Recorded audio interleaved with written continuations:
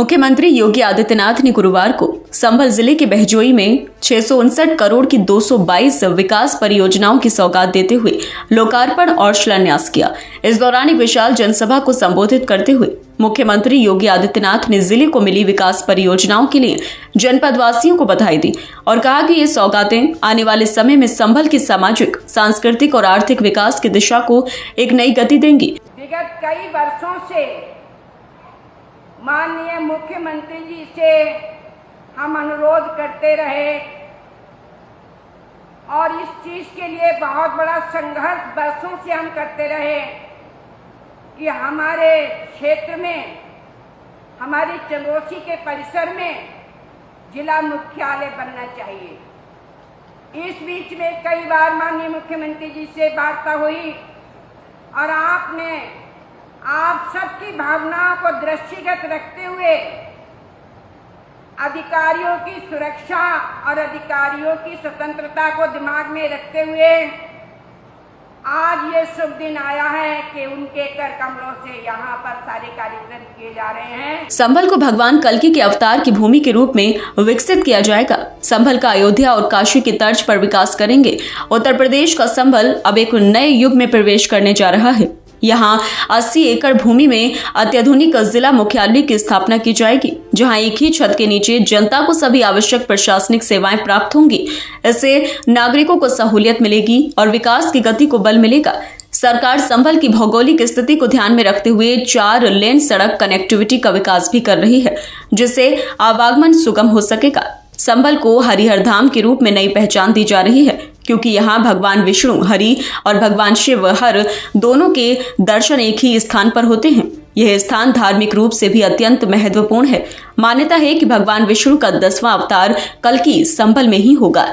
इस बात का उल्लेख श्रीमद् भागवत, स्कंद पुराण और विष्णु महापुराण में भी मिलता है। इतिहास में यहाँ के 68 तीर्थ स्थलों और 19 पावन कुंडों को बर्बर आक्रमणकारियों ने नुकसान पहुंचाया था, जिसे अब सरकार संरक्षण देने के लिए प्रतिबद्ध है। आज इस पुण्य भूमि पर माननीय मुख्यमंत्री जी का आगमन हुआ और भाइयों बहनों, माननीय मुख्यमंत्री जी के द्वारा आज संभल में जिलाधिकारी के कार्यालय का शिलान्यास और संभल की दिशा दशा बदलने के लिए, उस विकास की मुख्य धारा को आगे बढ़ाने के लिए माननीय मुख्यमंत्री जी ने आज हम सब लोगों को बड़ी सौगात दी है। बड़ी संख्या में विकास की परियोजनाओं का शिलान्यास और लोकार्पण माननीय मुख्यमंत्री जी के द्वारा हुआ है। मैं माननीय मुख्यमंत्री जी की उपस्थिति को प्रणाम करता हूं और आप सबकी ओर से आज उनके द्वारा जो ये काम किए गए हैं, उन सबको आप सबकी ओर से माननीय मुख्यमंत्री जी का स्वागत और अभिनंदन करता हूं। भाइयों बहनों, आप सब लोग जानते हैं कि 2017 में आप सब लोगों ने आशीर्वाद और स्नेह देकर पूज्य योगी जी को उत्तर प्रदेश की बागडोर सौंपी और अभी धर्मवीर प्रजापति जी कह रहे थे कि 2012 से 17 तक किस प्रकार की परिस्थिति थी, पूरे प्रदेश भर में किस प्रकार से अराजकता, गुंडागर्दी, बेईमानी, भ्रष्टाचार और दंगाइयों के हवाले राज्य और दुर्भाग्य से सरकार और सरकारी दल के लोग भी दंगाइयों के साथ खड़े रहते थे। और भाइयों बहनों, सबसे ज्यादा उत्तर प्रदेश में संवेदनशील जो क्षेत्र है वो अपना ही क्षेत्र है, मुरादाबाद मंडल सबसे ज्यादा संवेदनशील क्षेत्र। और संभल में किस प्रकार से अराजकता करके और लोगों के किस प्रकार से दमन करके संभल को सरकारों के, पूर्व सरकारों के समय हुआ है, संभल की विकास की गतिविधि को रोकने का काम और संभल को दंगाइयों के हवाले करने का काम किस प्रकार से पुरानी सरकारें करती रही है, सब लोग जानते हैं।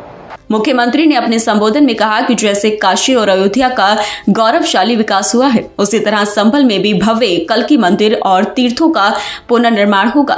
उन्होंने कांग्रेस और समाजवादी पार्टी पर निशाना साधते हुए कहा कि पिछली सरकारों ने सिर्फ दंगों और वोट बैंक की राजनीति को बढ़ावा दिया, जबकि वर्तमान सरकार प्रदेश में शांति, सुरक्षा और विकास के पथ पर आगे बढ़ रही है। संभल अब धार्मिक, सांस्कृतिक और प्रशासनिक रूप से एक नई दिशा की ओर अग्रसर है। बहनों और भाइयों, संभल की घोषणा हुई थी 2011 में। पिछले 14 वर्षों के पास संभल के पास अपना जिला मुख्यालय है। पुलिस लाइन नहीं, हमने 288 करोड़ पुलिस लाइन के लिए यहां स्वीकृत किए हैं, काम चल रहा है।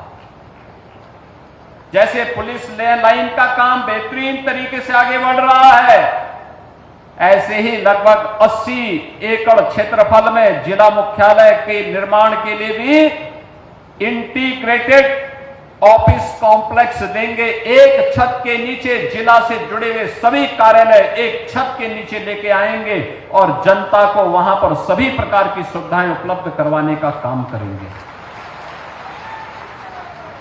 यहां से संभल की दूरी को कम करने के लिए 4 लेन की कनेक्टिविटी भी देंगे। कोई समस्या नहीं आएगी, क्योंकि संभल तो हम सबकी आस्था का प्रतीक है। हरि और हर यानी विष्णु और शिव दोनों का जहां पर एक सामूहिक रूप से दर्शन हो सकते हो, वही है हरिहर। भगवान विष्णु का 10वां अवतार इसी संभल में हमारे पावन ग्रंथों ने माना है। बहनों और भाइयों, कुछ लोगों को यह विवादित विषय लगता होगा, क्योंकि जिनकी पृष्ठभूमि ही विवादित है, जिनका पारिवारिक पृष्ठभूमि ही विरासत है, उन्हें हिंदू परंपरा में विवाद नजर आता है। लेकिन यह विवाद का विषय नहीं हो सकता है। यह विवाद का विषय नहीं हो सकता है। यहां पर जब संभल की हम चर्चा करते हैं तो बहनों और भाइयों, यह हम सबका और दुनिया का ध्यान आकर्षित इसके माध्यम से हम सबका हो जाता है। आपने इस बात को देखा होगा कि संभल की चर्चा जो सबसे प्राचीन पुराण है, श्रीमद् भागवत महापुराण, 5000 साल पहले रचा गया था।